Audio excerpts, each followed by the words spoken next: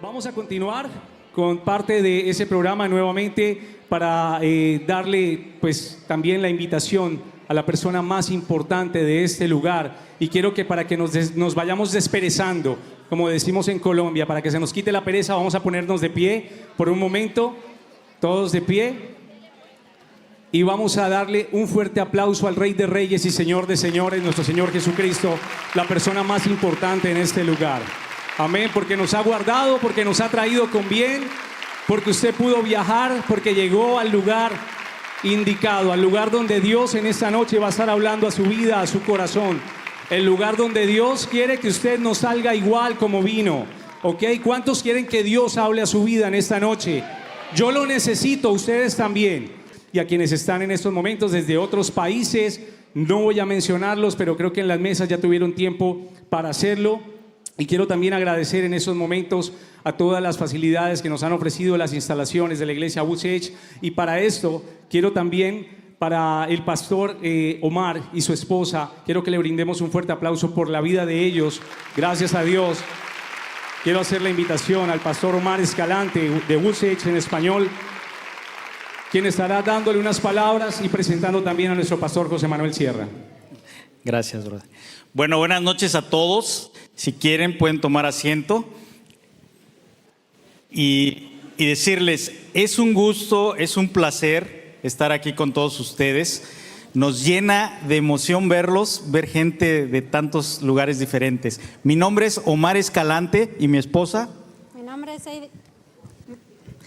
es Heidi Escalante. Bienvenidos, es una bendición poder ver tantas personas de diferentes iglesias unidas por el Señor. Así es. Esta es su casa y estamos aquí para servirles. Quisiera que pudiera pasar el pastor Sierra y Elenita, si quieren pasar. Queremos orar por ellos y que Dios bendiga este momento. Bienvenidos nuevamente. Qué gusto verlos, Elenita. Gracias. Bueno, vamos a orar por el pastor Sierra y por Elena. Señor, te damos muchas gracias por esta noche, Señor. Gracias por tu bendición. Gracias por la oportunidad de tener aquí al pastor Sierra, a Elena, Señor. Te pido que tú los guardes, los bendigas, los llenes cada día más de tu Espíritu Santo, Señor. Que podamos seguir caminando juntos como una sola iglesia. Y que tú te exaltes, Señor, cada vez que se exponga tu palabra. Te damos gracias por ellos en el nombre de Cristo Jesús. Amén. Amén. Amén. Gloria a Dios. Fuerte ese aplauso al Señor. Aleluya. Amén. Amén. Qué bueno. Al Señor toda la gloria. Por favor, hermanos. Nosotros venimos a servirles a ustedes. Nos abruma, nos sorprende todo esto de fotos, de besos, de abrazos. Yo le quiero mucho, yo para arriba, para abajo. Como dice mi hija Priscila, papá, te quieren tanto porque no te conocen. Si te conocieran, otro gallo cantaría. Bueno, hermanos queridos, estamos muy contentos de estar aquí. Estoy con mi esposa, que hemos venido juntos. Y yo, por lo menos, por mi parte, les digo, no me miren a mí, por favor. Yo soy un hombre exactamente igual. Tengo mi defecto, tengo mi carácter, tengo mis tentaciones, tengo mis luchas, tengo mis días buenos, tengo mis días malos. Ustedes solamente ven a una persona ahí que aparece en una pantalla. Pero por favor, como me dijo una hermana, me voy a acercar a la mesa porque de momento no le he visto ningún defecto y a ver si lo veo de cerca. Digo, bueno, véngase a vivir conmigo una semana y los va a ver todos de golpe. Así que por favor, gracias por haber venido, gracias por el esfuerzo, pero no nos miren a nosotros. La gloria y la honra solamente se la damos al Señor, ¿vale? Por favor, por favor.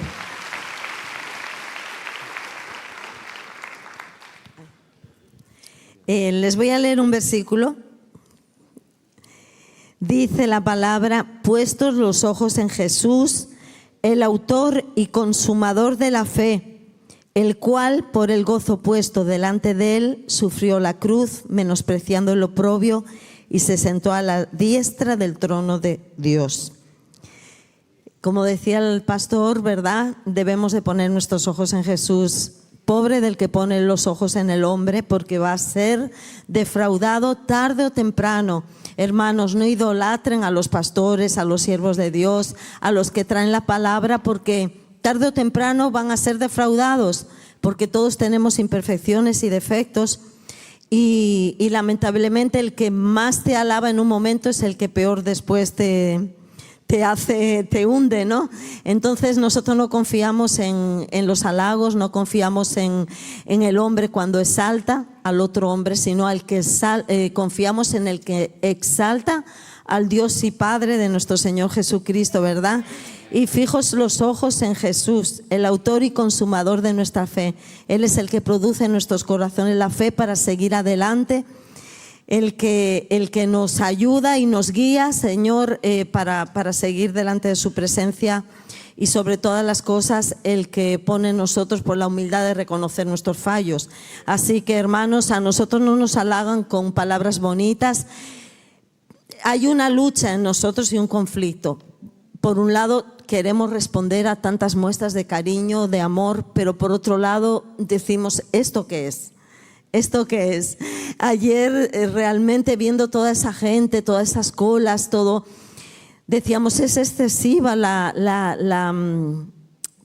adoración al hombre, por así decir. Entonces, hermanos, seamos equilibrados en esto. Centrémonos en esta noche en buscar de Dios, en escuchar la palabra de Dios, en tener hambre y sed del Señor, ¿verdad?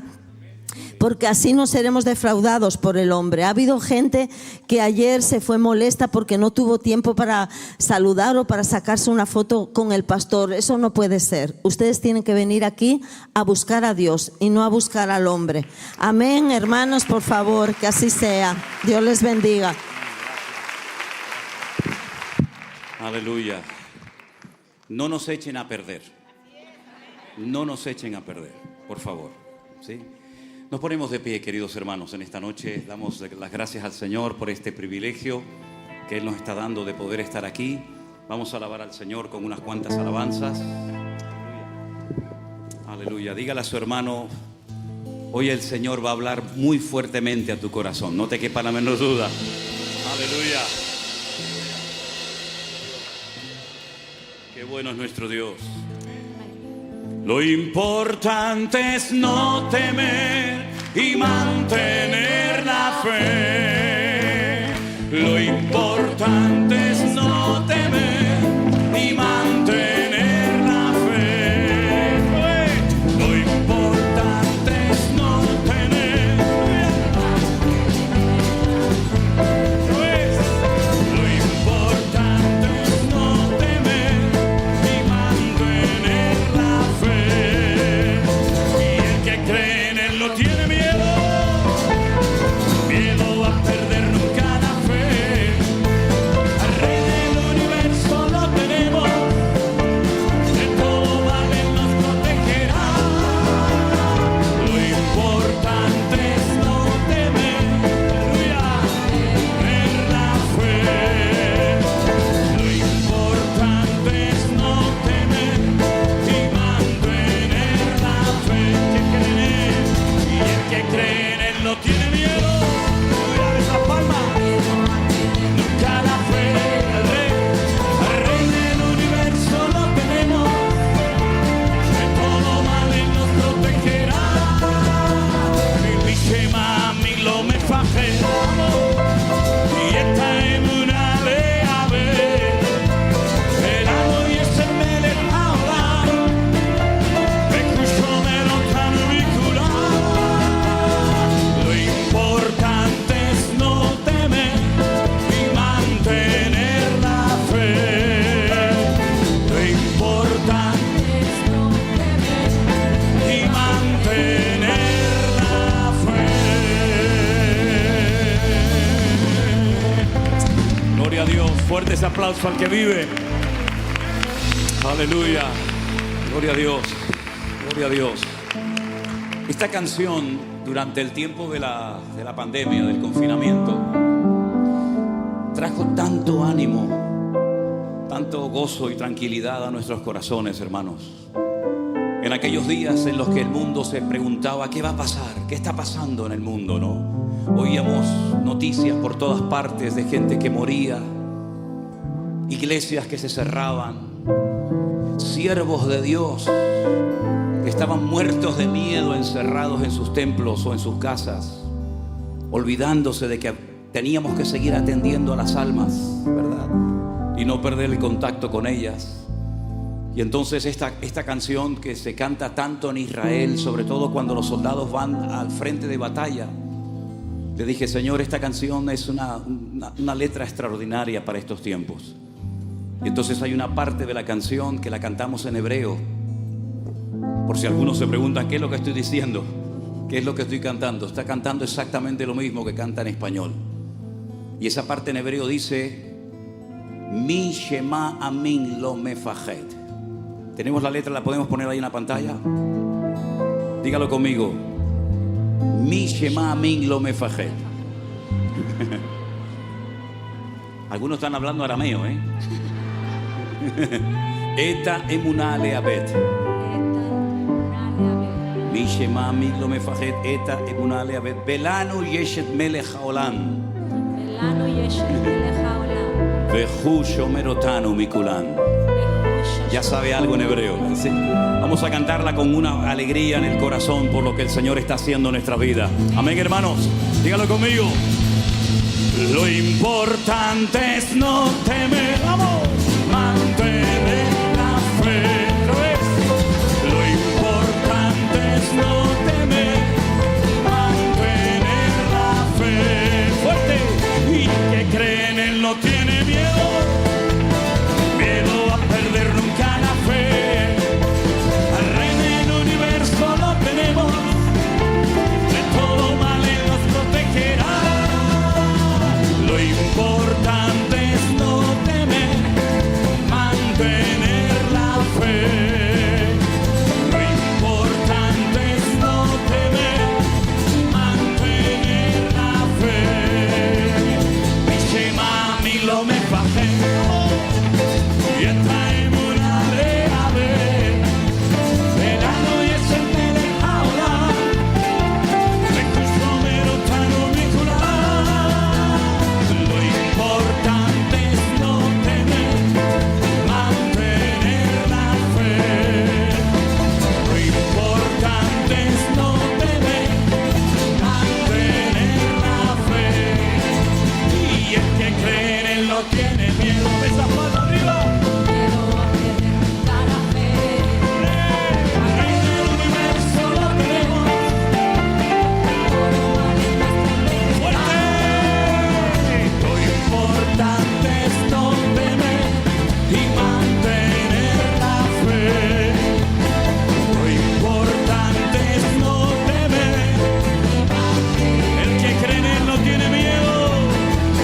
Cree en Él no tiene miedo.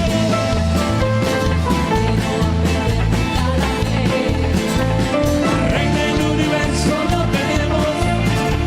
De todo mal Él nos protegerá. Mi shema mi lo mefajed. Y entra en una ave. Verano y es el melech haolam. Recurso merotano mikulam. Lo importante es no temer, mantener la fe. Lo importante es no temer,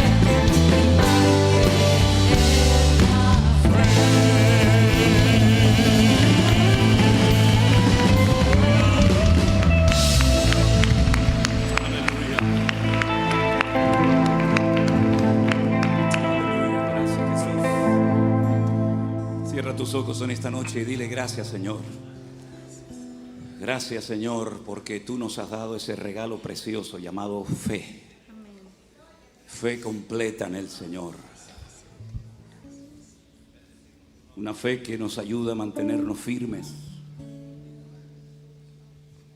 Una fe que nos permite seguir adelante en los caminos del Señor, contra viento y marea. No importa la dificultad, no importa el obstáculo. El Señor ha prometido estar con nosotros todos los días, hermanos. En este mundo loco, enfermo, que le ha dado terriblemente la espalda a nuestro Dios, nosotros podemos confiar en Él, sabiendo que Él es un Dios fiel y poderoso. Aleluya. adoramos, Señor. Gracias, Señor Jesús.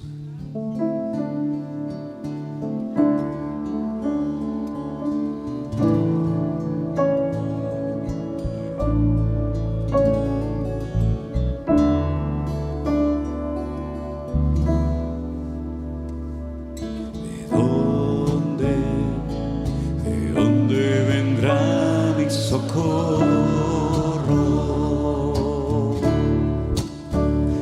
Mi socorro viene de Dios, el que hizo los cielos y la tierra.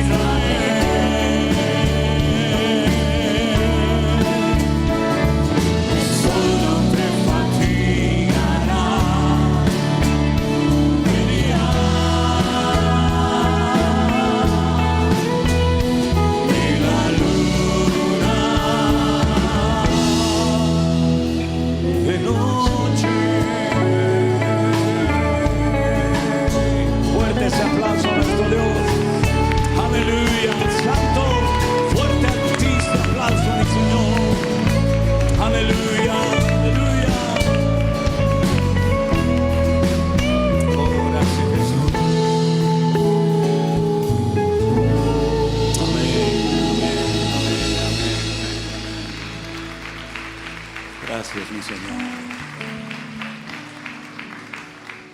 Gracias, Señor Jesús. A ti la gloria, Señor Jesús. Amén. Y a nadie más. Así es, Señor. Canten conmigo. Rey de reyes, Señor de señores, admirable.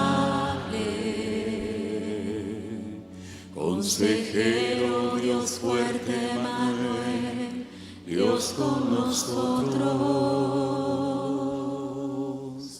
El Cordero que fue inmolado, eres digno de tomar en poder las riquezas, la sabiduría. fortaleza, la honra y la gloria y la alabanza por los siglos de los siglos. Amén. Rey de reyes, Señor de señores, admirable, consejero, Dios fuerte, Manuel, Dios con nosotros, el Cordero que fue inmolado, eres digno de tomar el poder, las riquezas, la sabiduría, la fortaleza, la honra y la gloria y la alabanza por los siglos de los siglos. Amén. Rey de reyes, Señor de señores, admirable,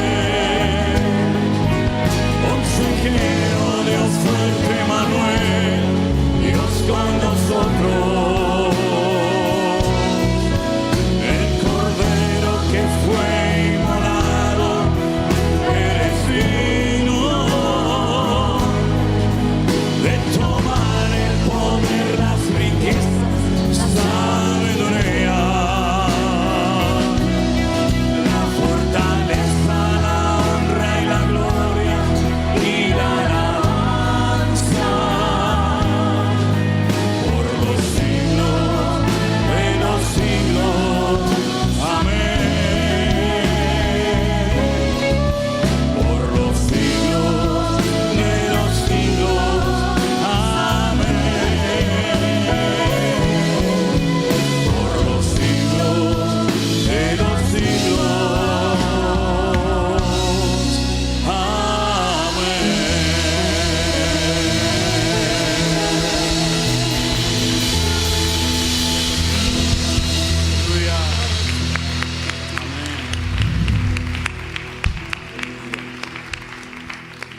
Gracias, mi amado Señor Jesús. Dile al Señor, háblame en esta noche, Señor, a través de tu hermosa palabra, Jesús. Yo necesito que tú hables hoy a mi vida, Señor. Yo quiero que toques mi corazón, Señor. Esta tarde el Señor quiero que tenga toda la libertad para poder hablar a nuestras vidas y ministrarnos según la necesidad individual de cada uno de nosotros, ¿verdad? Y vamos a estar atentos a la palabra de Dios, a no dejarnos distraer por nada ni por nadie, y a dejar que el Espíritu Santo toque nuestras vidas y corazones, para que cuando salgamos por esas puertas podamos salir diciendo, hoy el Señor habló a mi vida. Y estoy preparado para que el Señor en cualquier momento me sorprenda y me use. Y le daré toda mi vida y toda la honra y la gloria solamente a mi Señor. ¿Cuántos dicen amén? Amén. Aleluya. Di la gloria, Señor.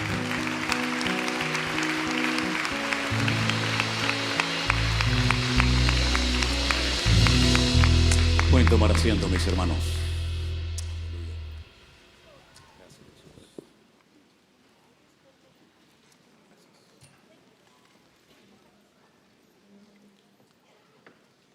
Gloria al Señor, hermanos. Damos gracias al Señor por esta nueva oportunidad que nos da en esta tarde de poder estar aquí reunidos. ¿Cuántos están aquí por primera vez? Quiero decir que no estuvieron en la tarde, en la noche de ayer. Levanten su mano, los que están por primera vez.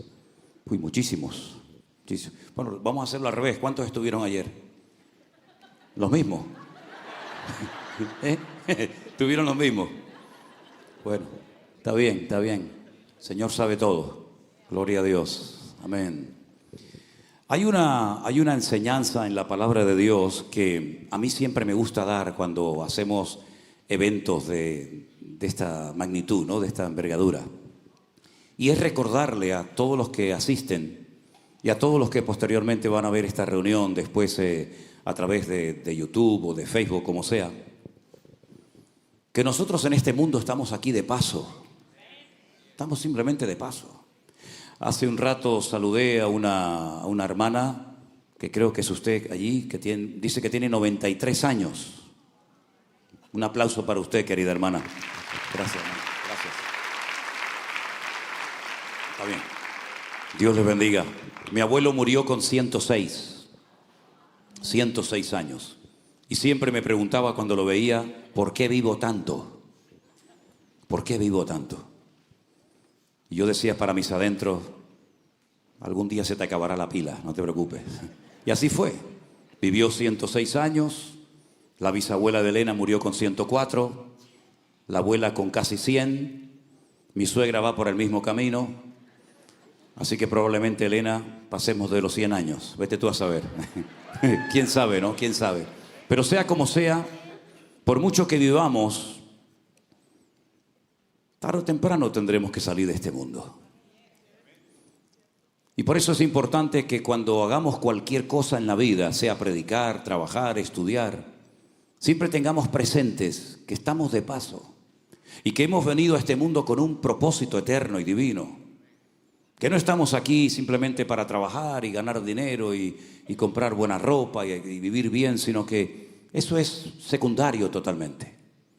Yo veo que la gente de este país, y no es una crítica, simplemente es una observación, trabajan y trabajan y trabajan, y está bien trabajar.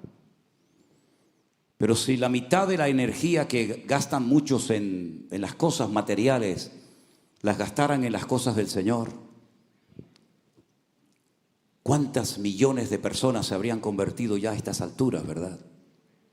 Y es que yo creo que muchas veces nos olvidamos de que no solamente estamos aquí de paso, sino que hay una promesa que, gracias al Señor, en todas las iglesias y en todas las denominaciones, por lo menos hasta el día de hoy, la creen. Y es que Cristo viene pronto. ¿Cuántos dicen amén? Cristo viene pronto, mi querido hermano. Aleluya. Pero lamentablemente tengo que decir como pastor que se habla muy poco en algunos círculos cristianos evangélicos acerca de la realidad inminente del retorno de nuestro Señor Jesucristo.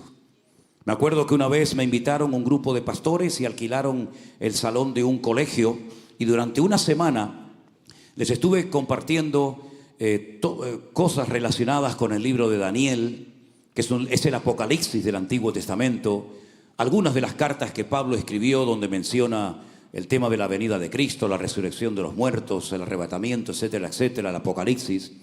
Y dormía en la habitación, cada uno en su cama, lógicamente, con un pastor, ¿verdad?, que me decía: Manuel, yo nunca he predicado en mi iglesia del Apocalipsis. Y le digo, ¿por qué? Dice, porque no lo entiendo. Digo, qué lástima, ¿no?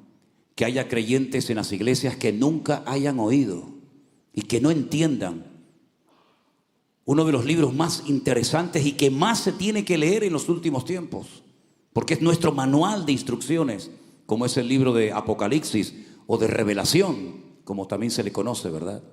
Hoy quiero hablar acerca de esta gran doctrina, de esta gran enseñanza, para que cuando salgas por esa puerta sepas un poquito más de lo que nos espera, de lo que se avecina y de qué tiempo tan interesante nos ha tocado vivir a nosotros como creyentes en esta época.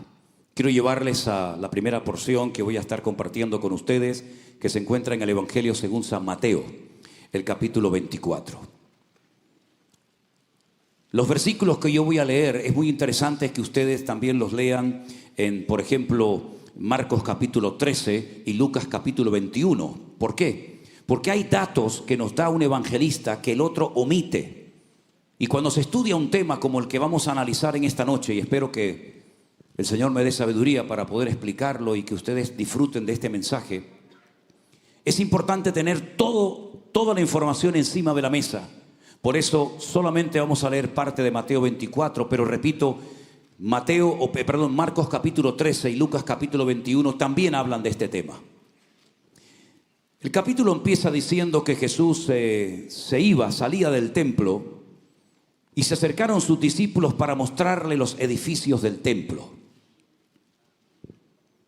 Jesús les dijo: ¿veis todo esto? De cierto os digo que no quedará aquí piedra sobre piedra que no sea derribada. Ahora, es muy importante cuando uno, por ejemplo, va a Jerusalén, y hay hermanos aquí que me han dicho que ahora en el mes de mayo es, ¿no? En el mes de mayo van a viajar con nosotros en uno de los viajes que vamos a hacer. Cuando yo leo parte de este capítulo en Israel, les digo, mire, el versículo 1 y 2, el Señor lo dijo en un lugar, y el versículo 3 en adelante lo dijo en otro lugar. Sin embargo, hasta que no estás allí, parece como que en el mismo lugar, es decir, a la salida del templo de Jerusalén, el Señor dijo esa declaración, hizo esa declaración y respondió a la pregunta de algunos de sus discípulos. No, no es así. Hay un salmo en la Biblia que dice: como Jerusalén tiene montes alrededor de ella, lo conocen, ¿verdad? Así está el Señor desde ahora y para siempre con su pueblo. Si ustedes observan la orografía de la ciudad de Jerusalén, que es una ciudad que está como unos 800 metros de altura sobre el nivel del mar, se van a dar cuenta de que la ciudad de Jerusalén está completamente rodeada de montes. Por ejemplo, tienen el Har Hatzitín, que sería el monte de los olivos. Tienen el monte de Sión, donde está el aposento alto y donde está enterrada donde está la tumba del rey David. Está el monte Moriah, donde antiguamente estaba el templo de Jerusalén. Y hay diferentes montes que rodean la ciudad. Y entre monte y monte hay como barrancos, ¿verdad? Por donde corre el agua. El monte Moriah, la palabra Moriah es muy interesante. Podríamos hacer todo un análisis, toda una explicación bíblica de lo que significa Moriah, porque Moriah viene de Moreya, de Dios es mi maestro, ¿verdad? El monte donde Dios es mi maestro, Dios decidió depositar su gloria, y allí fue donde se construyó el primer templo y también el segundo templo de Jerusalén, y donde será reconstruido el tercer templo de Jerusalén próximamente. La Biblia nos enseña que a la salida del templo en el monte Moriah, cuando el Señor ya se iba, sus discípulos le dijeron: Señor, espera un momento, mira qué edificio tan hermoso, mira qué maravilla de templo tenemos. Y es verdad, era un templo maravilloso. Los romanos, cuando llegaron a Jerusalén, o cuando llegaron, mejor dicho, a Israel, les sorprendieron tres cosas que nunca habían visto en el territorio que ellos habían hasta el momento conquistado. Primero, les llamó la atención que era el único pueblo de la tierra que paraba toda actividad un día a la semana, el día del reposo, el día del Shabbat o el día sábado. Nunca habían visto eso en ninguna nación, en ninguna cultura, en ningún continente, que hasta los animales se paraban y no trabajaban durante todo un día. Eso fue algo que les llamó muchísimo la atención a los romanos. La segunda cosa que les llamó la atención, según cuenta la historia, es que en Israel es el único lugar del mundo donde hay un mar donde usted puede flotar y no se hunde. Es el famoso Yam Hamelach, el mar de la sal, más conocido vulgarmente por el mar muerto. Y la tercera cosa que les llamó muchísimo la atención a los romanos fue que ellos tenían, los judíos, un templo enorme, precioso, grandísimo, pero no había estatuas, no había ídolos en su interior. Y se reían y decían: pero ustedes están locos, han construido un hermoso templo, han invertido muchísimo tiempo y dinero, pero sin embargo está vacío. Y es que al Señor no se le podía hacer ningún tipo de figura. Amén, hermanos. Cuando el Señor sale del templo de Jerusalén, los discípulos lo detienen para que Él se pare a observar las maravillas del templo. Y el Señor les lanza un jarro de agua fría a sus discípulos, diciéndoles algo que ellos nunca esperaban que sucediera. ¿Veis todo esto? Observarlo, miradlo bien. Porque no quedará piedra sobre piedra que no sea destruida. Fue un golpe bajo para los discípulos. Jamás podían esperar que su maestro les estuviera dando una palabra profética que no mucho tiempo más tarde se iba a cumplir. Y las profecías, las palabras proféticas que el Señor daba siempre, sí o sí, se cumplían. No es como muchos hoy en día que se llaman profetas y dicen que son profetas y profetizan, pero ni profetizan, ni son profetas, ni son nada. Cuando el Señor Jesucristo profetizaba, lo que decía se cumplía sí o sí. Ellos quedaron golpeados y decían: ¿cómo que nos van a romper otra vez el templo? Pero si ya nos lo rompieron una vez, ya nos destruyeron los babilónicos, ¿verdad? En la época del profeta Jeremías, el templo de Jerusalén, otra vez se va a volver a repetir la historia. No puede ser.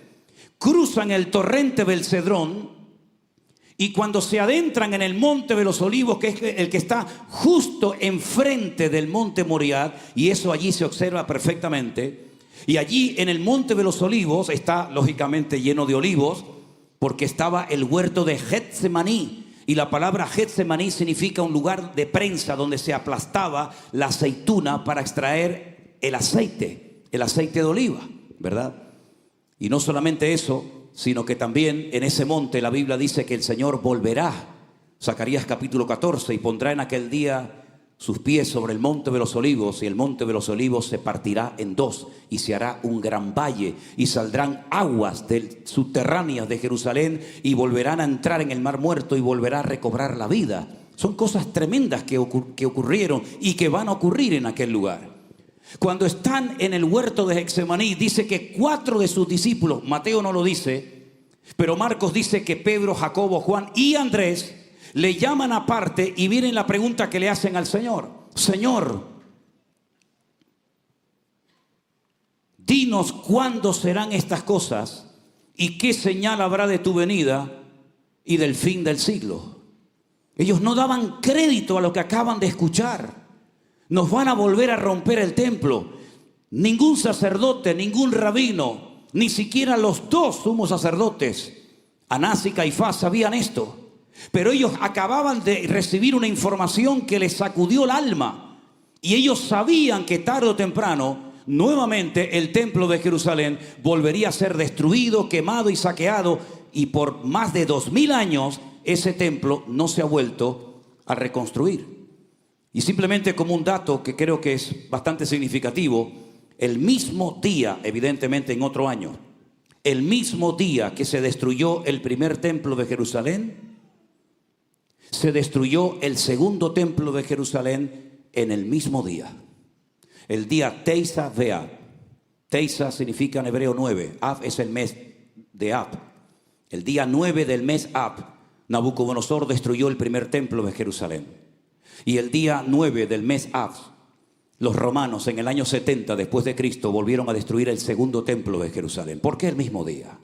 ¿Qué tiene que ver? ¿Hay alguna relación?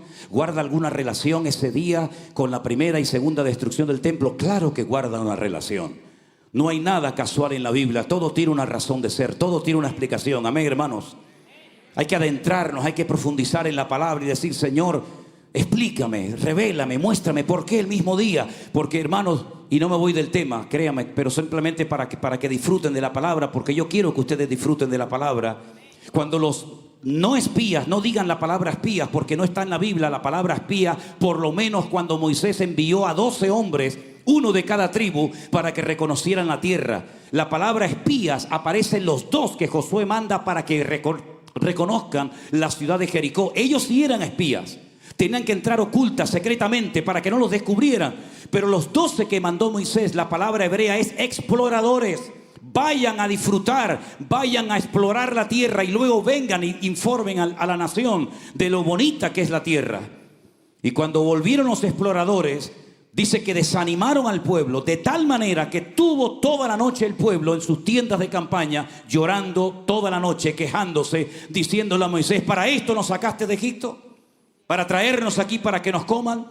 Nos acaban de decir que la tierra se abre y traga a sus moradores, que las ciudades tienen unas murallas enormes que llegan hasta el cielo, que los habitantes de Canaán son como gigantes y nosotros como hormigas. Volvamos a Egipto. Y dice que se lamentaron y hablaron mal de la tierra del Señor. Y el Señor, ese día que se lamentaron y lloraron, era el día 9 del mes Ab, el día Teisa Beab. Así que a partir de ese día, todos en cada generación, en ese mismo día, siempre en Israel ocurre una tremenda desgracia.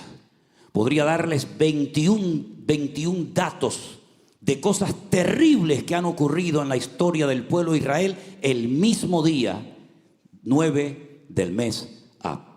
Y el día 9 del mes Ab, Tito, que era el hijo del emperador Vespasiano de Roma, entra en la ciudad de Jerusalén, la destruye, se lleva todos los tesoros a Roma y con toda la riqueza que acaban de saquear del templo de Jerusalén, construyen otro templo en Roma, pero no a la vida, sino a la muerte. Y ese templo todavía ustedes lo pueden visitar, se llama el Coliseo Romano, en plena ciudad de Roma.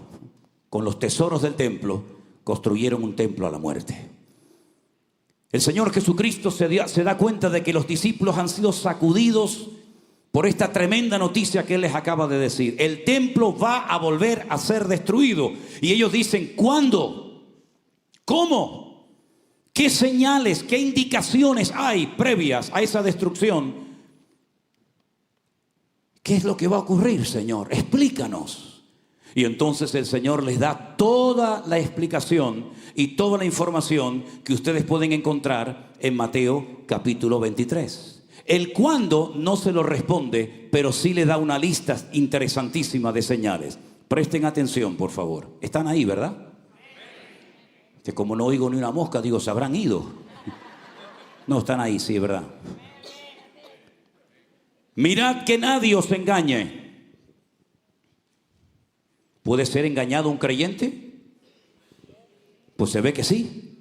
Porque el Señor le dice a sus discípulos, mirad que nadie os engañe, porque vendrán muchos en mi nombre, diciendo yo soy el Cristo, y a muchos engañarán. ¿Qué significa la palabra Cristo? La palabra Cristo ha sido traducida del griego, pero la palabra Cristo no es un nombre, es un título. Viene de la palabra Mashiach, que significa ungido. El presidente de Israel es el Mesías. Ha sido ungido para ser presidente del gobierno. El sumo sacerdote era el Mesías, el Mashiach, el ungido para oficiar en el templo de Jerusalén. Los profetas recibían la unción, por lo tanto eran considerados Mesías o ungidos en su generación y en su época. ¿Qué es lo que está diciendo el Señor aquí? Que van a venir personas diciendo yo soy Jesucristo. Ha ocurrido y seguirá ocurriendo a lo largo de la historia. Pero es mucho más que eso, mis queridos hermanos. Es decir, cuidado que nadie os engañe diciendo yo soy el ungido de Jehová. No me pueden criticar, no pueden llevarme la contraria. Yo soy el jefe de la iglesia, yo hago lo que me da la gana, yo no le rindo cuentas a nadie. A mí me tienen que dar sus diezmos, sus ofrendas, sus primicias, su carro o lo que yo diga, porque yo soy el ungido de Jehová. Ustedes son indios y yo soy el jefe.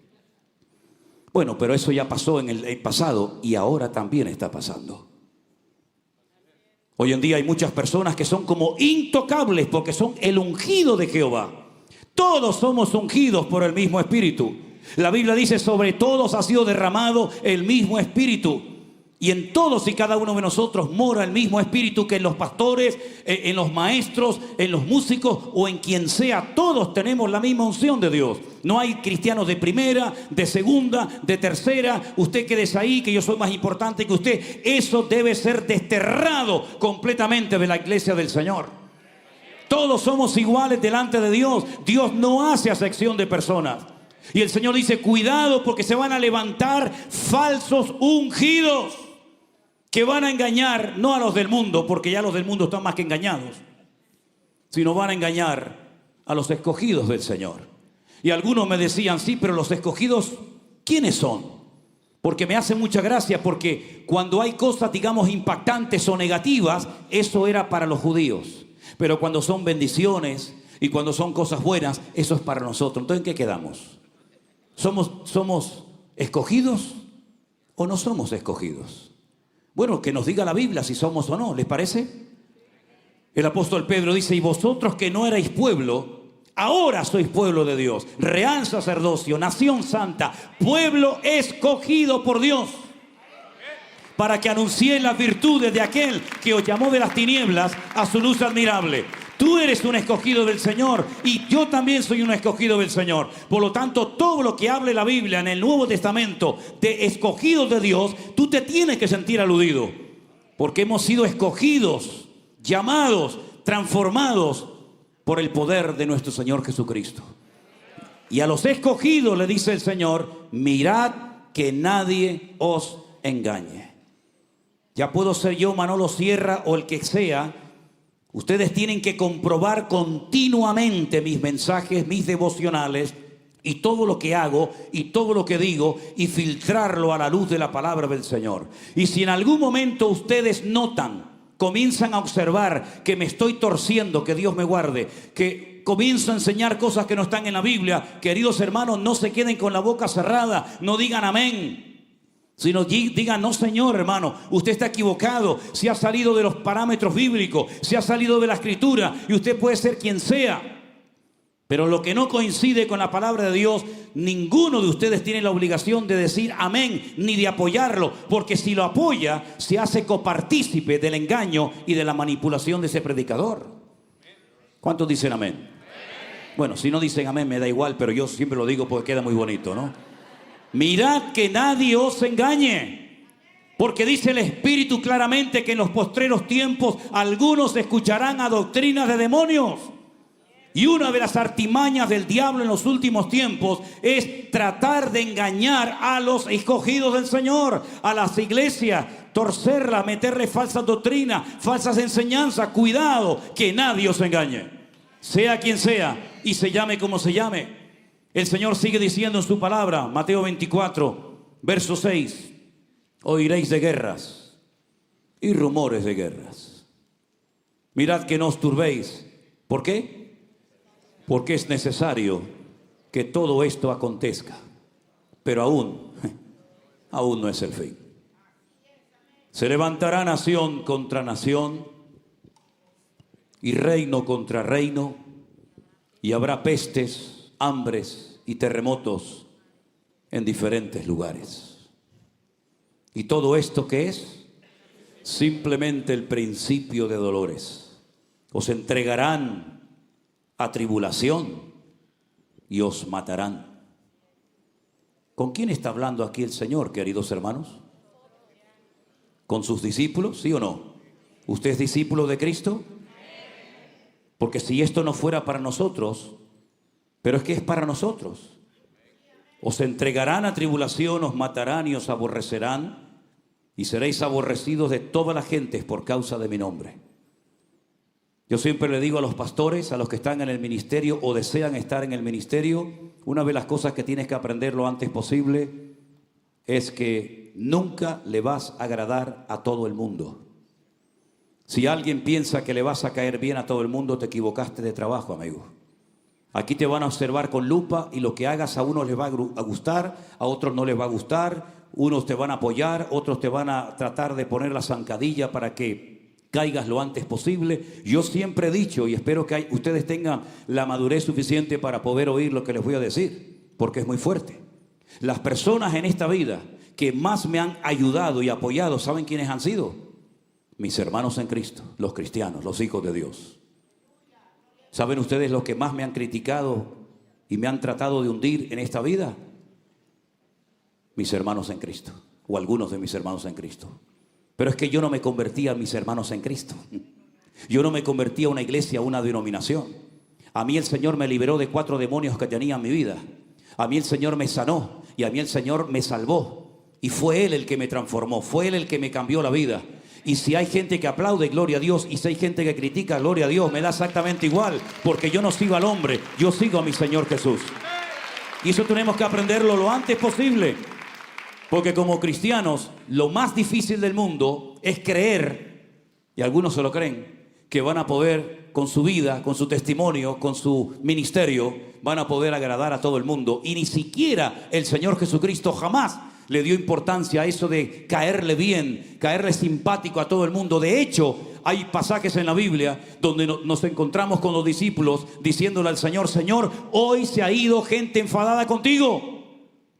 Hoy se ha ido gente molesta. Como hace un rato me dijeron que uno se fue enfadado porque no lo atendí, no me saqué una foto con él. Dios le bendiga, chao, chao, arriba derecha, amigo.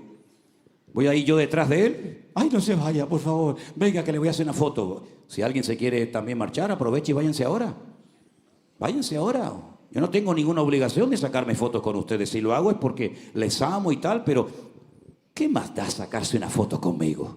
Usted va a ser mejor persona, va a comer mejor. Yo he visto que habéis comido de maravilla, con foto y sin foto. ¿Qué más da? Usted ha vivido sin mí toda la vida, yo sin usted toda la vida, y aquí no ha pasado nada. Pero que una persona se levante de una mesa donde el Señor va a hablar con su palabra, donde la presencia del Señor está, porque el pastor no les sacó una foto. Que Dios te bendiga, mi hijo. Adiós, muy buena. Señor, alguien se fue hoy ofendido porque tu palabra fue muy dura. Y el Señor, ¿qué dijo? Si ustedes se quieren marchar también, aprovechen y váyanse. O yo estoy aquí para caerles bien a ustedes. Así que, mis queridos hermanos, seremos aborrecidos, seremos rechazados por personas. A lo mejor predicarás algo y le va a hacer un beneficio espiritual a alguien tremendamente, pero puede ser que a otra persona no le haya gustado lo más mínimo la palabra que usted haya dicho. Pero usted no tiene que agradar a los hombres. Usted no tiene que agradar ni siquiera a la iglesia que pastorea, mi hermano. Usted a quien tiene que agradar es a Dios y es al Señor. Eso es lo que dice la palabra del Señor, mi querido hermano. Seréis aborrecidos por causa de mi nombre. ¿Usted se cree que es agradable que yo le diga a un señor de 60 años, póngase en orden y déjese de cuentos? ¿Usted cree que a mí me gusta decirle a una persona, usted quiere servir a Dios y está viviendo en adulterio? ¿Usted pecó anoche y ahora viene a la iglesia aquí levantando las manos, haciéndose el santo? ¿Usted cree que es agradable para uno hacer este tipo de trabajo? No, pero hay que hacerlo. Porque en la iglesia no estamos para pasarle la mano a la gente por la espaldita para que estén contentos. En la iglesia y en este lugar estamos para predicar puramente la palabra del Señor. Y hay gente que no quiere escuchar palabra de Dios, quiere payasos y quiere circos en el púlpito. ¿Cuáles son las iglesias y denominaciones que más están creciendo? Donde la gente nunca se siente aludida con el mensaje. Te vas a reír, lo pasas bien, te dicen lo que en el fondo quieres oír. El mensaje siempre pasa por encima de la cabeza, pero aprieta las tuercas un poco. Apriétale las tuercas, dile, ven para acá. ¿Tú estás viviendo con tu novio? Cuando ya saben lo que dije anoche, ¿no? Cuando le haces una pregunta a una persona, dice, ya te pillé, amigo. Ya estás pensando a ver qué me vas a decir. Ese ya te ha descubierto, querido. ¿Usted está viviendo con su novio y estás en alabanza? ¿Usted qué está jugando? Mirad que nadie os engañe, porque seremos aborrecidos. ¿Pero por qué seremos aborrecidos? ¿Por ser unos sinvergüenzas, unos ladrones, unos adúlteros? No, seremos aborrecidos por decir verdades. Y hoy en día hay muchos que no quieren oír verdades, ni fuera ni dentro de las iglesias. Y por eso serás aborrecido en más de una ocasión. Pero hay más detalles todavía. El Señor da una información en este capítulo maravilloso. Miren, por ejemplo, una de las cosas que dice.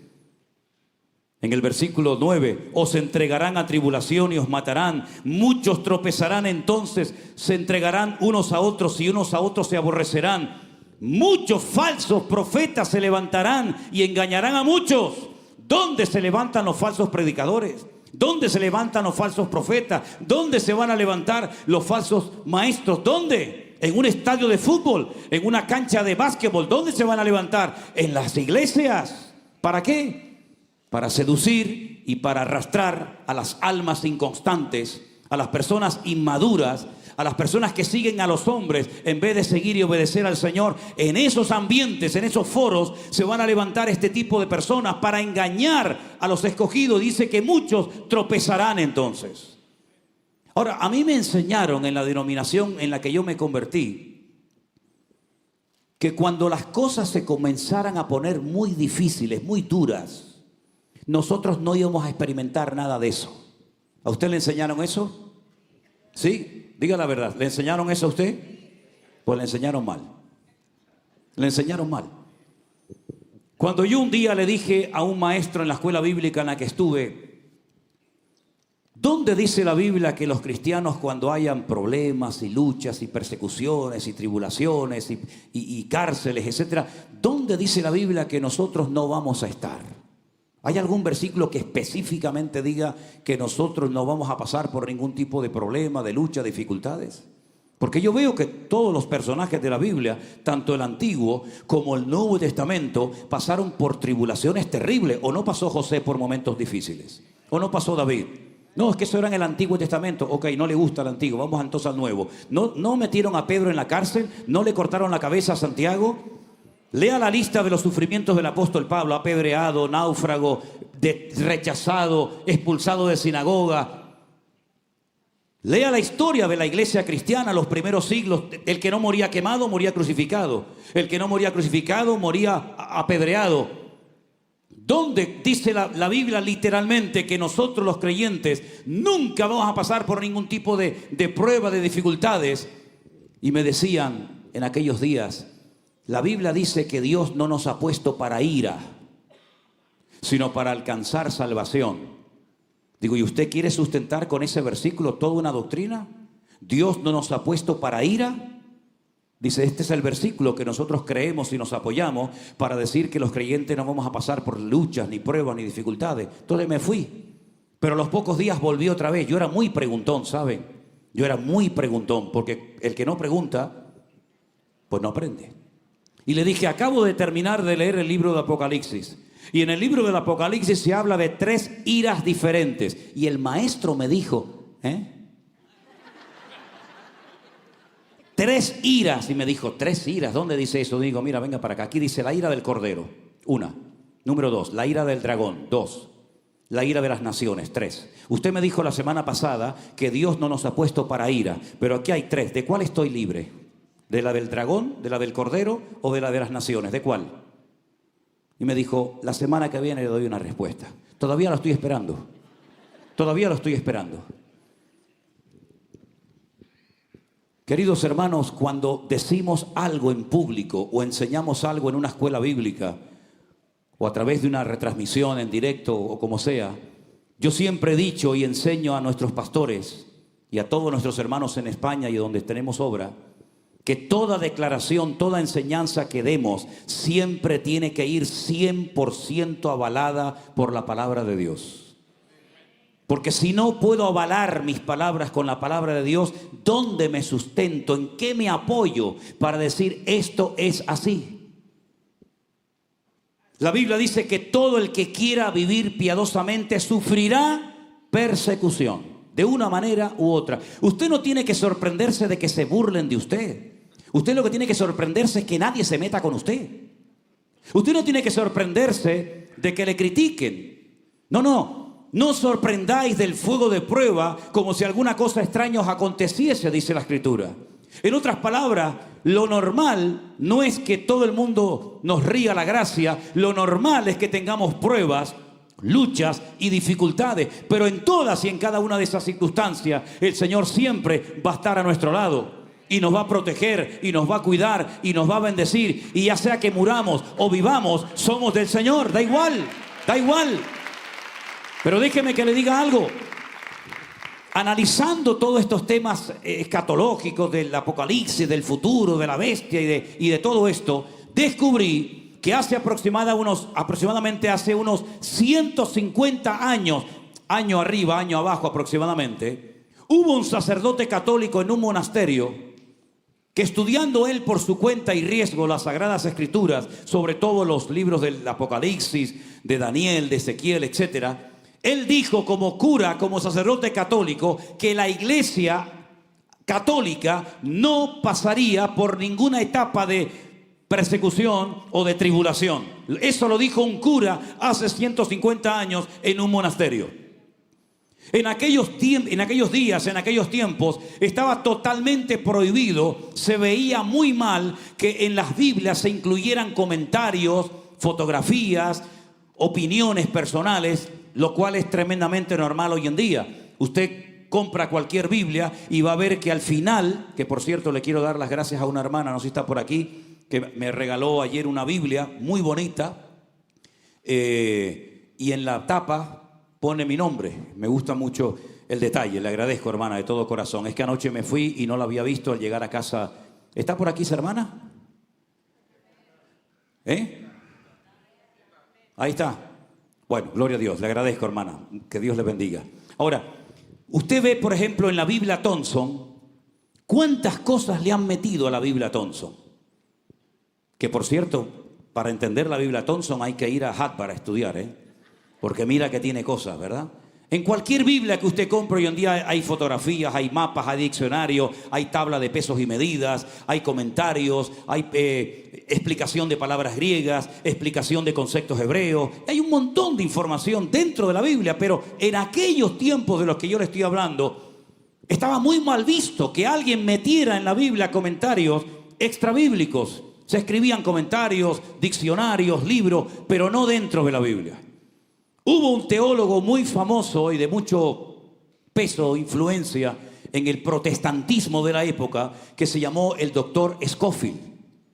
Y Scofield fue la primera persona en la historia que le metió a una Biblia, que por cierto se llama la Biblia de Scofield, comentarios de textos y de pasajes bíblicos. Y una de las cosas que puso fue que la iglesia, y cuando dijo la iglesia se refirió a la iglesia, toda la iglesia evangélica incluida, no pasaría por ningún tipo de persecuciones, de tribulaciones, etcétera, etcétera. Y eso cayó muy bien. Eso le agradó mucho a la audiencia. Porque ¿quién quiere ser perseguido? ¿Quién quiere ser crucificado? ¿Quién quiere terminar su vida como un mártir? Alguien aquí que está orando, está ayunando: Señor, que me maten, Señor, que me crucifiquen, Señor, que me peguen un tiro en la cabeza. No conoció nunca a nadie así. Generalmente nuestras oraciones son: líbrame, bendíceme, cuídame, protégeme. Todas terminan en me, por eso seremos ovejas. Cuídame, sáname, protégeme, guíame. Como ovejas de su prado, dice la Biblia que somos, ¿verdad? Ahora, fíjate qué cosa tan interesante. Cuando uno va a la palabra de Dios y comienza uno a analizar las Sagradas Escrituras, el Señor Jesucristo habla de futuras persecuciones. No le está hablando al mundo, no le está hablando a los impíos, a los incrédulos. Le está hablando a sus discípulos que representan a la iglesia, que representan la trayectoria del pueblo cristiano a lo largo de la historia. Y él dice: no se dejen engañar, habrán guerras, habrán pestes, habrán terremotos, ¿verdad? Habrán falsos ungidos, habrán falsos maestros, falsos profetas, etcétera, etcétera. Y Mateo capítulo 24, que se lee, como dije al principio, con Marcos 13 y Lucas 21, es como un mensaje comprimido. Hay tanta información que casi de cada versículo se puede hacer un estudio bíblico. El Señor Jesucristo no lo hizo, pero posteriormente, bajo inspiración del Espíritu Santo, otros autores de la Biblia, tal vez el más conocido, el apóstol Pablo, comenzaron a desgranar, comenzaron a explicar muchas de las cosas que en Mateo 24 encontramos como una pequeña respuesta a una pregunta que los discípulos le hacen al Señor: ¿cuándo, cómo y qué señales habrá de tu venida y del fin del siglo? Y es importante que cuando estudiemos estos temas, que creo que son tremendamente interesantes y por supuesto necesarios de conocerlos, vayamos por ejemplo a una carta que Pablo le escribió a una iglesia donde estuvo simplemente 21 días al frente de la misma. Es el lugar donde menos tiempo Pablo permaneció. 3 semanas en Tesalónica, 2 años en Éfeso, 1 año y medio en Corinto. Pero el lugar donde menos tiempo estuvo el apóstol Pablo pastoreando fue en la ciudad de Tesalónica. Cuando él se marcha de la iglesia, comienza una persecución terrible contra la iglesia. Comienzan a morir un montón de miembros de la congregación. Y muchos creyentes comenzaron a asustarse, a preocuparse. ¿Qué nos está pasando? Y Pablo les escribe 2 cartas. Y en una de ellas, permítame que les lleve un momentito a una de las cartas que Pablo le escribe a esta congregación. En 2 de Tesalonicenses capítulo 2, el apóstol Pablo nos da una información que va junto con Mateo 24, tremendamente interesante. Procuraré ir al grano y no extenderme demasiado, porque esto nos llevaría muchas semanas a explicarlo detenidamente. Pero Pablo dice a la iglesia de Tesalónica: con respecto a la venida de nuestro Señor Jesucristo, ¿verdad? Y nuestra reunión con Él, os rogamos, hermanos, que no os dejéis mover fácilmente de vuestro modo de pensar, ni os conturbéis, ni por espíritu, ni por palabra, ni por carta como si fuera nuestra, en el sentido de que el día del Señor está cerca. En el Nuevo Testamento encontramos que el idioma griego, tremendamente rico como el hebreo, tiene un término específico para cada concepto, para cada idea que quieras expresar. De tal manera que no tienes que dar muchas explicaciones si utilizas el término correcto, el término exacto. Hay 2 palabras para referirse a las venidas en plural que el Señor Jesucristo, el Hijo de Dios, haría a este mundo. La primera venida del Señor ya se produjo. Hay 150 profecías que se cumplieron solamente en la primera venida de Cristo. Y esa primera venida de Cristo, cuando la Biblia hace referencia a ella, habla como la palabra epifanía. Y cada vez que usted encuentra en el texto griego la palabra epifanía, el Señor se está refiriendo, o el autor que está escribiendo ese tema, a la primera manifestación visible del Mesías. Epifanía es la primera venida del Señor. Pero Pablo en este capítulo no emplea la palabra epifanía, emplea la palabra parousia. La palabra parousia se empleaba para hacer referencia única y exclusivamente a la segunda aparición física y visible del Señor Jesucristo. Por lo tanto, cuando él dice con respecto a la parousia, es decir, con respecto a la segunda venida del Señor, ¿me explico? No se dejen engañar, no sean perturbados en su fe. ¿Por qué? Porque dice al apóstol Pablo lo siguiente, tome nota: no vendrá sin que antes venga la apostasía y se manifieste el hombre de pecado, el hijo de perdición. Él está hablando de la venida, de la segunda venida, de la parousia del Señor.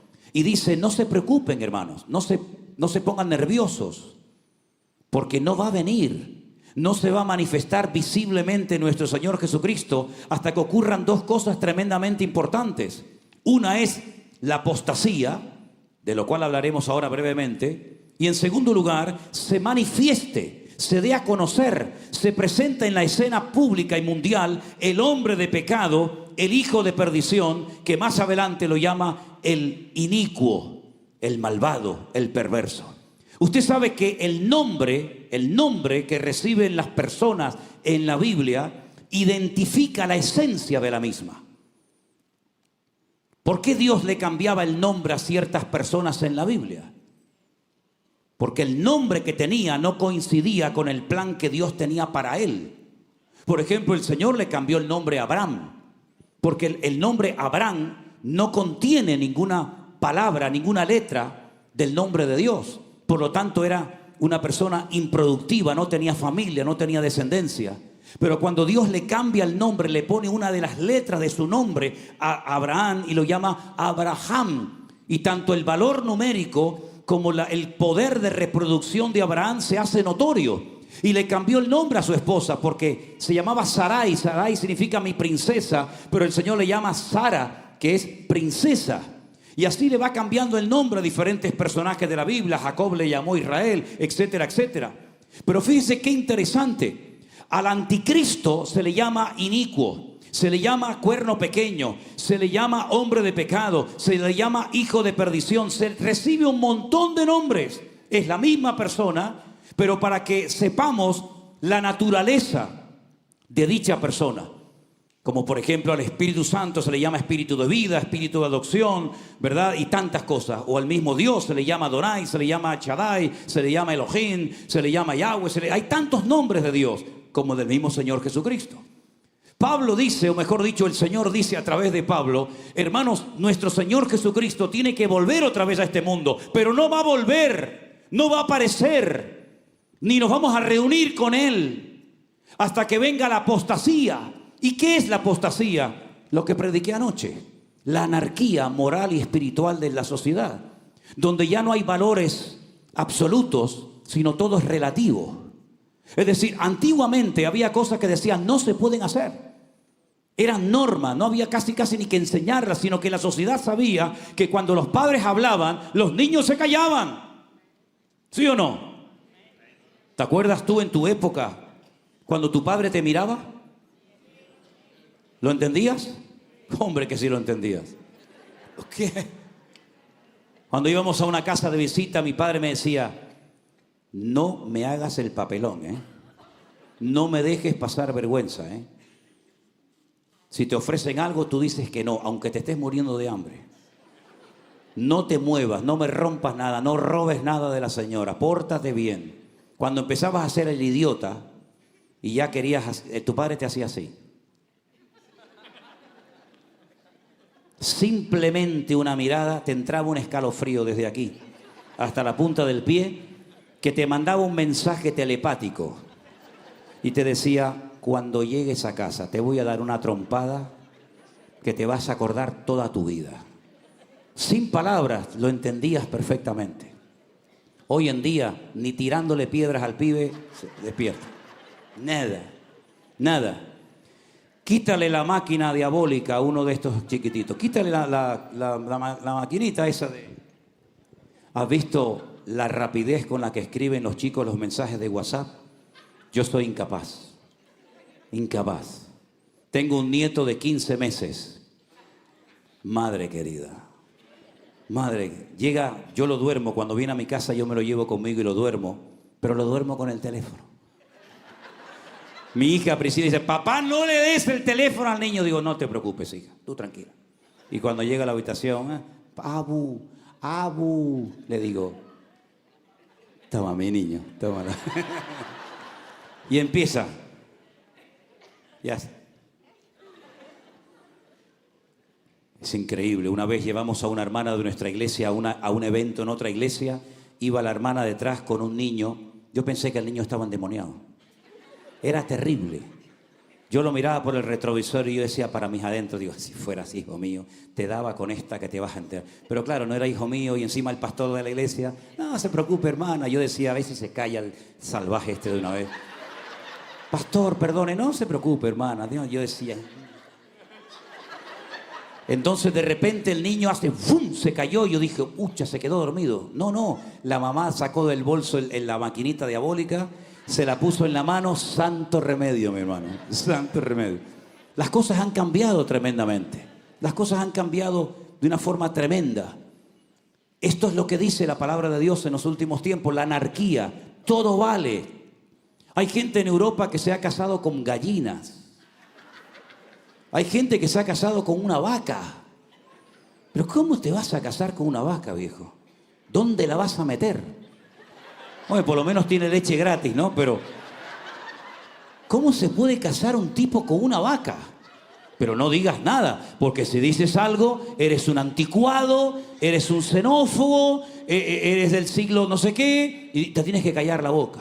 Y no te cuento si hablas de los de la banderita de colores.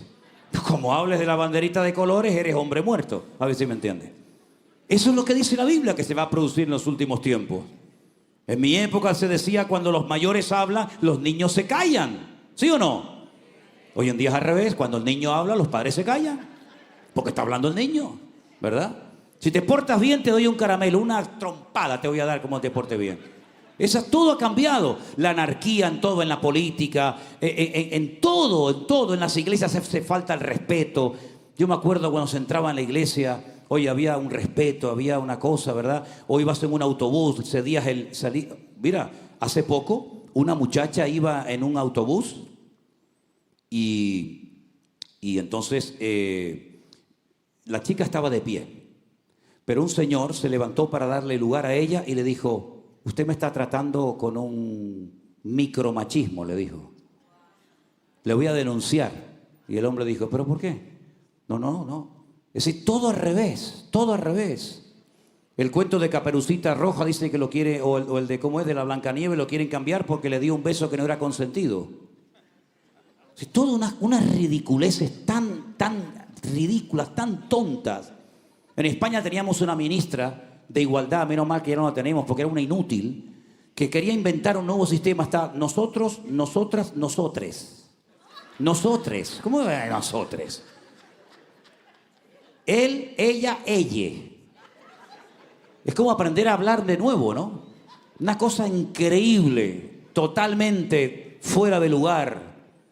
Vivimos en la sociedad de cristal, todo el mundo se ofende. No puedes decir nada porque se ofenden. Y además, como después se va a la otra iglesia y lo hacen líder de no sé qué, pues imagínate. Y si no, se abre su propia iglesia. Eso es lo que dice la Biblia que iba a pasar en los últimos tiempos. Pero además dice la Biblia que se va a manifestar, se va a dar a conocer a nivel mundial un personaje siniestro, que es, como yo digo, permítame el ejemplo, la última bala en la recámara de la pistola del diablo. Es decir, es la última oportunidad que le queda para alcanzar sus objetivos. Y ese personaje tiene un nombre con un valor numérico que Juan nos lo da. Dice, en esto hay sabiduría, el que lee entienda, dice la palabra. El nombre o el número del valor numérico de ese hombre es 666. Es decir, cada nombre en la Biblia tiene un valor numérico, porque las letras tienen un valor numérico y por las letras sabes qué valor tiene ese nombre, ¿verdad? O sea, hay tanta información. Por ejemplo, una de las cosas que nos dice de este personaje es que no hará caso del amor de las mujeres. Interprételo usted como quiera. No hará caso del amor de las mujeres, y dice que del Dios de sus padres no hará caso, sino que adorará al Dios de las fortalezas. Y en el texto original, en el libro de Daniel, dice que adorará a Alá Maozdín, al Dios de la guerra. ¿Y quién es Alá? El Dios de la guerra. Y dice que lo adorará y dejará a un lado al Dios de sus padres. Si es tanta la información que la Biblia nos da para que no nos sorprendan estas cosas, sino que estemos preparados. Ahora la pregunta es, ¿qué podemos hacer nosotros como creyentes en este tiempo para mantenernos firmes en la fe? Para que no nos dejemos arrastrar por la corriente de este mundo. Para que seamos lo que dijo el Señor, luz y sal de la tierra. Pues lo que tenemos que hacer, número uno, es volver a la palabra, hermanos. Volver a la escritura. Siempre fuimos conocidos como el pueblo del libro. ¿Y cuántas personas hoy en día vienen a la iglesia y ni siquiera traen su propia Biblia? En mi época todo el mundo llevaba la Biblia a la iglesia y siempre veías a los hermanos buscando en la palabra. Hoy en día ya casi la gente ni va con la Biblia y dice, no, es que la llevo en el teléfono. ¿Y quién la lleva en el teléfono? Ya. Mis queridos hermanos, vivimos en tiempos difíciles y en tiempos peligrosos. Y aquí nos ha puesto el Señor a ti y a mí para marcar una diferencia. Somos una especie en peligro de extinción, como dijo alguien, ¿verdad? Que el Señor nos guarde los corazones para que nos demos cuenta de que las cosas se van a poner cada vez más difíciles y más duras en todo, ¿eh? La crisis matrimonial y familiar que está experimentando el mundo, también los cristianos, es algo sin precedentes. Dicen que la proporción de divorcios, de separaciones entre cristianos ya casi se pone al mismo nivel de las cifras del mundo. Vas a iglesias y te encuentras que el pastor ya se ha casado, recasado, rejuntado 3 o 4 veces, que este ahora está con la otra está con el otro está con este, y no pasa nada, porque Dios es amor, porque Dios es bueno. No, espera un momento, querido. Claro que Dios es bueno y Dios es amor. Si no fuera así, nosotros no estaríamos en esta noche en este lugar. Pero ese Dios de amor también es un Dios que exige santidad. Y dice en su palabra claramente que sin santidad nadie verá al Señor. Y es importante que la iglesia despierte a la realidad de que ser cristiano lleva un compromiso y lleva una responsabilidad. Yo no puedo entrar en una iglesia y no tener un contacto con mi hermano, no mirarlo a la cara porque están enfadados hace 20 años y uno va por un pasillo y otro va por otra, pero luego después cuando se reparte el pan y el vino, tomamos el pan y el vino y dice la Biblia que por eso hay muchos enfermos y debilitados y muchos mueren en las congregaciones prematuramente. ¿Por qué? Porque se ha perdido el temor, la reverencia y la santidad en la casa de Dios.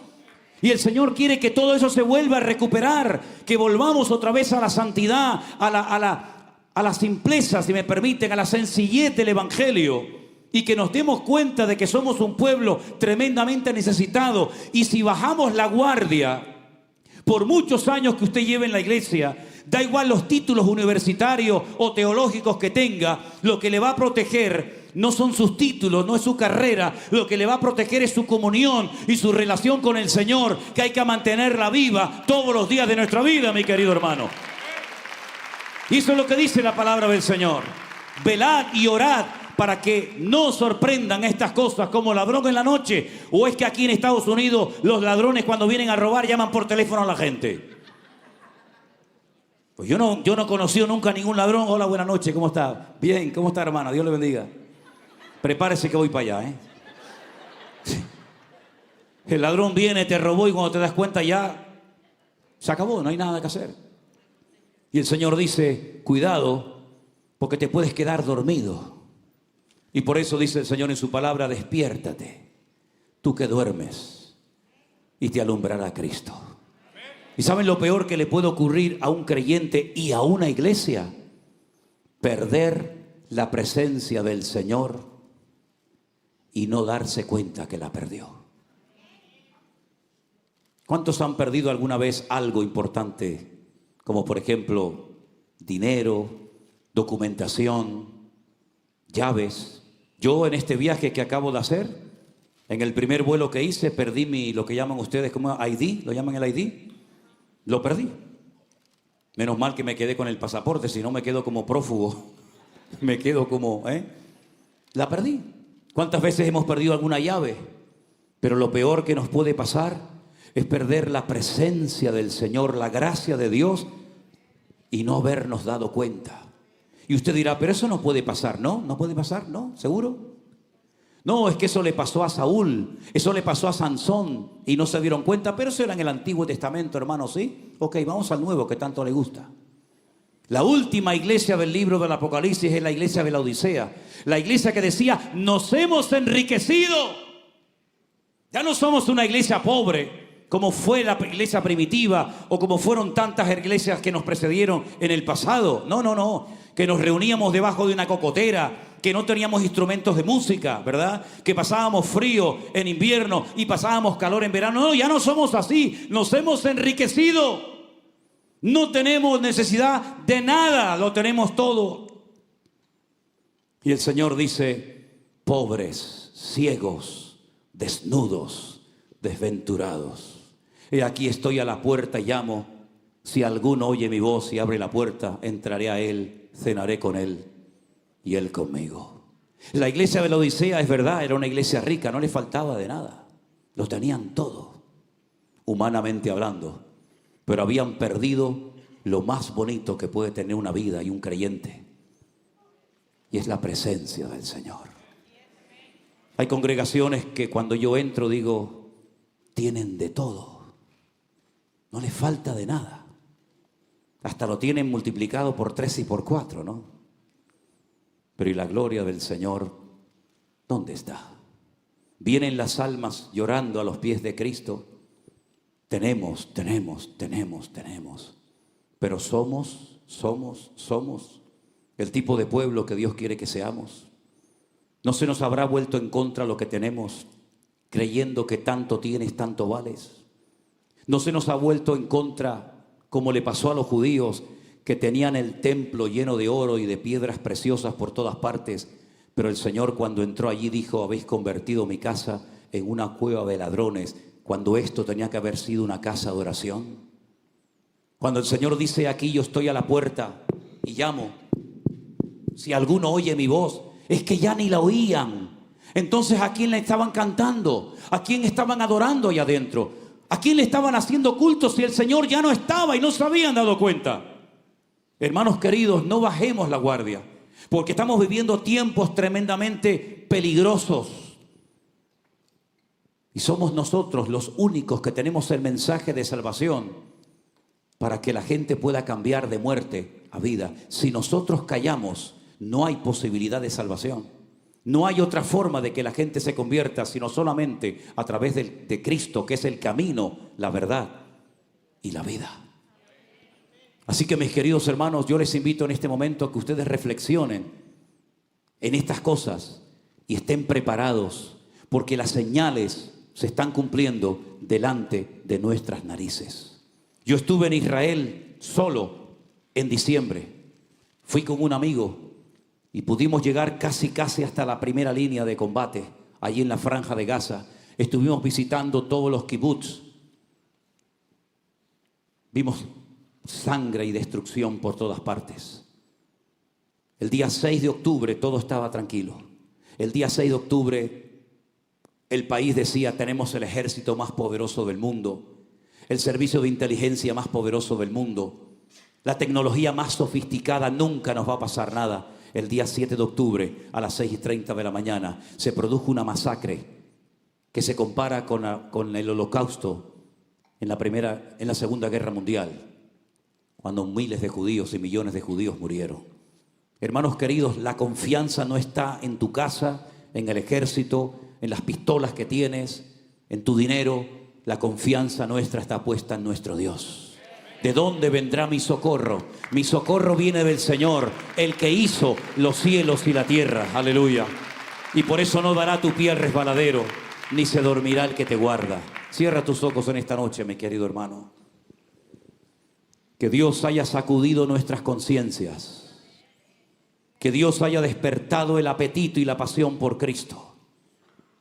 Porque si se nos va la pasión por Cristo, ¿qué nos queda? ¿Qué nos queda? Hermanos queridos, si no tenemos templos, no pasa nada. Nosotros somos el templo del Espíritu Santo. Si se va la luz, no pasa nada. Nosotros somos la luz del mundo.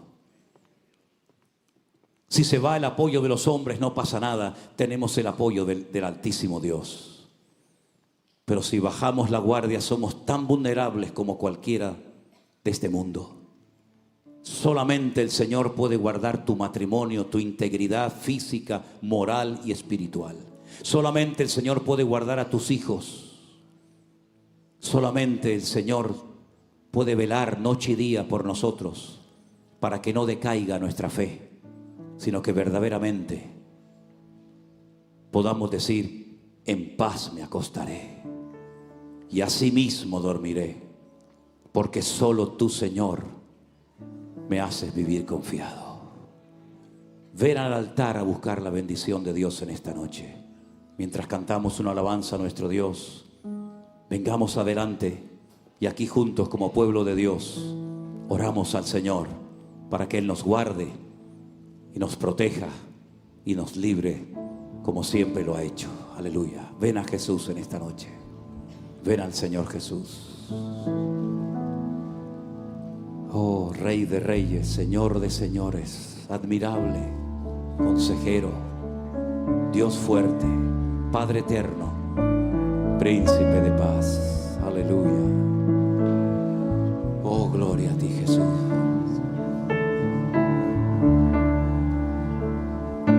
Gracias, Señor.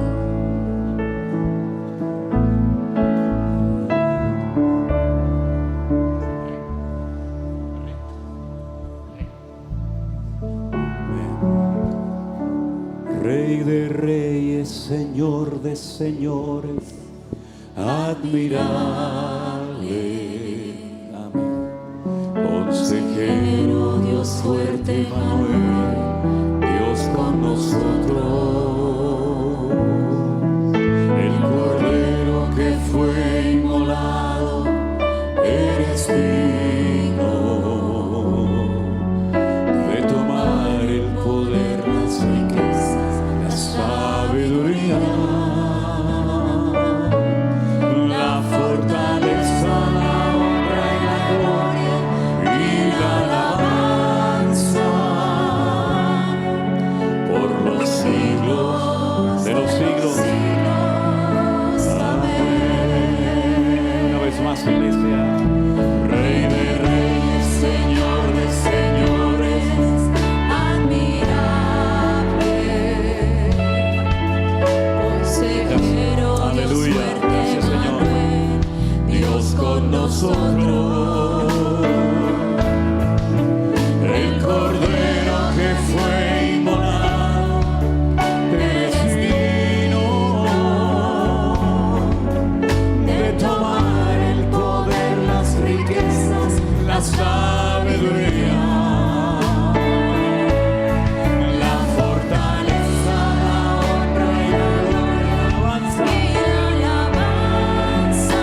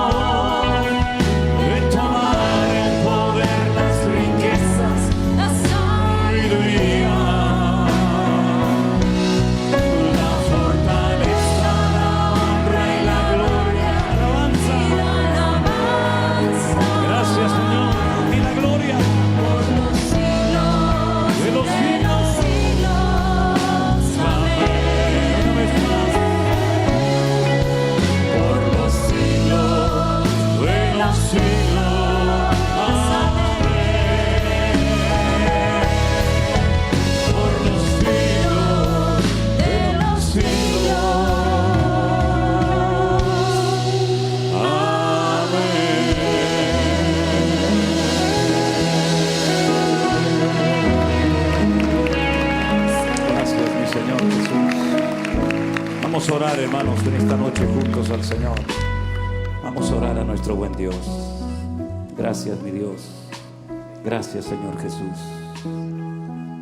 Preséntale tu vida al Señor en esta noche. Y si hubiera entre nosotros alguna persona que nunca ha recibido a Jesús como tu Señor y Salvador personal, te invito a que lo hagas. Dile: Señor, perdona mis pecados. Perdona la vida loca que he llevado, la vida desordenada que he llevado, que no te ha agradado a ti, Señor. Pero yo quiero que perdones en esta noche mis pecados, Señor, que son tantos. Pero yo sé, Señor, que tú moriste en la cruz por mis pecados. Yo sé que tu sangre tiene poder para limpiar iniquidades, para romper ataduras, Señor, y para hacerme libre. Yo te recibo en mi corazón en esta noche como mi Señor y Salvador personal. Ven a mi corazón, Señor Jesús, amado mío. Ven a mi vida, Señor, y rompe mis ataduras. Hazme un hijo tuyo, Señor. Yo entiendo que tú moriste ocupando mi lugar en la cruz y resucitaste al tercer día, aleluya, demostrando que eras el ungido verdadero, el Mesías verdadero y no un falso más. Señor, y a los que ya te hemos conocido y honrado y servido por años, renueva nuestra fuerza, Señor, que hasta el último momento de nuestra vida sea barro en tus manos, Señor, y tú nuestro bendito alfarero. Cámbianos, moldéanos, restáuranos, Señor, que volvamos a recuperar lo que hayamos podido perder en el camino. El que ha perdido el escudo de la fe, que lo vuelva a recuperar en esta noche, amado mío. El que ha perdido el casco de la salvación, el que ha perdido la espada del Espíritu, el que ha perdido el aceite en su corazón, Señor, en esta noche nos acercamos a tu altar y te pedimos, Señor, límpianos, vuelve a levantarnos con el poder de tu Espíritu Santo, Señor. Porque tú dices en tu palabra que si el espíritu de aquel que levantó de los muertos a Jesús mora en nuestros cuerpos, tú nos vivificarás y nos darás vida y vida en abundancia, Señor. Y yo te pido que en esta noche todos y cada uno de tus hijos tengamos el corazón ardiendo con el fuego del Espíritu Santo de Dios. Y que nos enamoremos de ti, de tu palabra, cada día más y más. Y que no haya nada más importante en la vida que honrarte, amarte y servirte a ti, mi Señor. Quita todas las vanidades y el tiempo perdido, Señor. El afán de este mundo. Quita de nosotros toda angustia, toda carga innecesaria, Señor. Y que la única carga que tengamos sea amarte cada día más y más. Amarte como el patriarca Abraham, dolorido y sin fuerzas, pero con el puñal en alto, dispuesto a hundirlo sobre lo más querido, si tu voz me lo ordena, Señor. Amarte como el joven Daniel, a ti sonriendo entre el rugir de fieras, o bendecirte con el último aliento como el mártir Esteban. Amarte, Señor, con toda mi alma y con todo mi corazón, y estar dispuesto a poner mi mano en el arado y nunca más volver atrás. Aviva tu obra en medio de los tiempos, Señor. Levanta tu iglesia con poder, Señor, para que podamos caminar de victoria en victoria y de gloria en gloria y de triunfo en triunfo, en el nombre de Jesús de Nazaret. En el nombre del Señor Jesús, que seamos un pueblo vivo, eficaz, poderoso, respaldado por la mano de nuestro Dios. Gracias, Señor, porque sé que tú has oído nuestra oración y a partir de hoy vamos a caminar más cerca de ti, de tu palabra. Bendice a mis hermanos que han pasado a esta plataforma, que vayan a sus hogares renovados y bendecidos. Y gracias por esta noche de victoria y de bendición, donde hemos recordado que tú vienes pronto. En el nombre de Jesús. Amén y amén. Dios les bendiga. Dios les bendiga, mis queridos hermanos. Les amamos. Gracias, Señor. Gracias. Abrace a su hermano. Dígale, hermano mío, Dios te bendiga. Dios te guarde. Amén.